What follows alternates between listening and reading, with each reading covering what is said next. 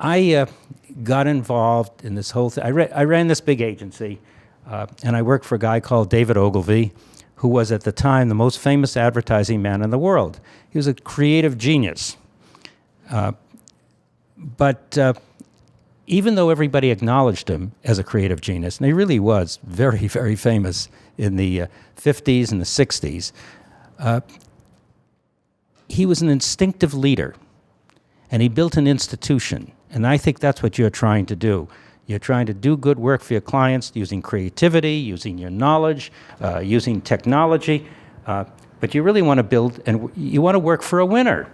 You want to be a great company with great people, with terrific clients. The place will come and give you, and to expand in sensible ways.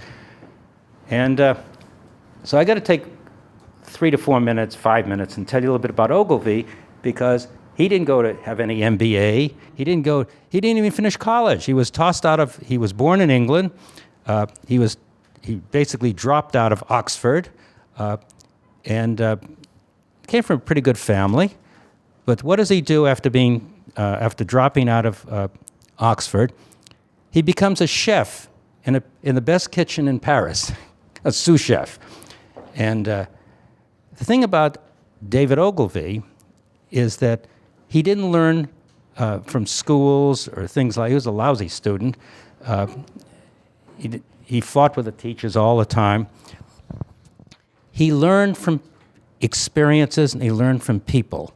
So he worked for this great kitchen, Michelin, top Michelin stars in Paris at the time, and here he is dressed in his white chef's uniform, and these Frenchmen are throwing food at each other and everything else. But he learned, how does the head chef keep these hot-tempered cooks under control? He learned leadership.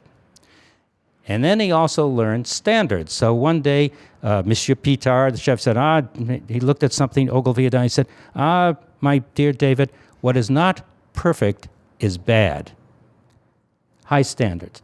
So he wasn't going to be a chef all of his life, so he ends up selling cooking stoves in Scotland, these high-end cooking stoves called Aga cookers. They're all over Europe, very expensive stoves, selling them door to door to Scottish housewives at the depths of the Depression, and he became their best salesman. And what he learned out of that, he said, I'll tell you what I learned out of that. He said, no sale, no commission, no eat. He became a salesman. He said, the purpose of advertising and promotion is to sell. So so everything he did, is it going to sell or not?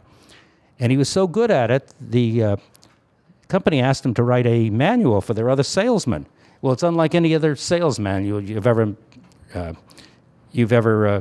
seen. It said things like, this is talking to other salesmen, the Aga cooker is very economical. It only burns so much fuel per week. It will not burn more than that, no matter how stupid or lazy or inefficient the cook is. If more fuel is being consumed, it's being stolen, and you should call in the police immediately. I mean, that's the kind of guy he was. So he wasn't going to do that all the time, but he learned how to be a salesman. And he came to the U.S., and he worked for George Gallup, the researcher, the pollster, presidential pollster, public opinion pollster, and he did polling work in the movie business in the 1940s. And he learned about research.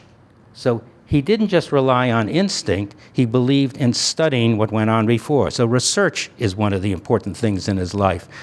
He became such a good researcher that the Advertising Research Foundation every year still gives an award called the ARF David Ogilvy Research Awards for the best use of research, using research in consumer research in advertising.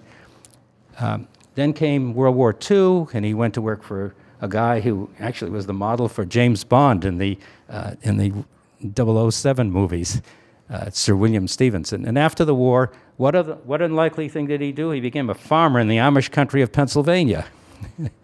And he didn't learn anything there, except he wasn't going to be a farmer. But he went to the library every night, and he studied and he read. And at the age of 38, never having really worked in advertising, He opens an advertising agency in New York, competing against the big agencies of the day. He's 38, and within 10 years, he's the most talked about person on Madison Avenue. How did he do this? What did he do? It's an extraordinary story, and he built this institution, that 20 years after he died, after the agency was taken over in a hostile takeover by WPP, this monster communications group. Ogilvy is still there with his name on the door.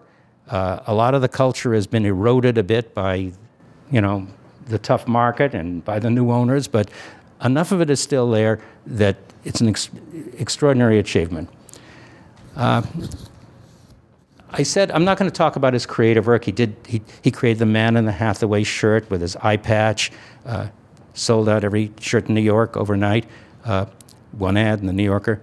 He did advertising for Rolls-Royce, most famous headline in the car business. At 60 miles an hour, the loudest noise in this new Rolls-Royce is the sound of the electric clock. He did advertising for Come to Britain ads and got tourism in Britain. And there are a bunch of, he basically created Dove soap, his biggest success. And that's a longer story, I'll tell you if you want. But Dove he really positioned Dove, it's one quarter cleansing cream, doesn't dry your skin the way soap can, made it into the #1 cleansing brand in the world.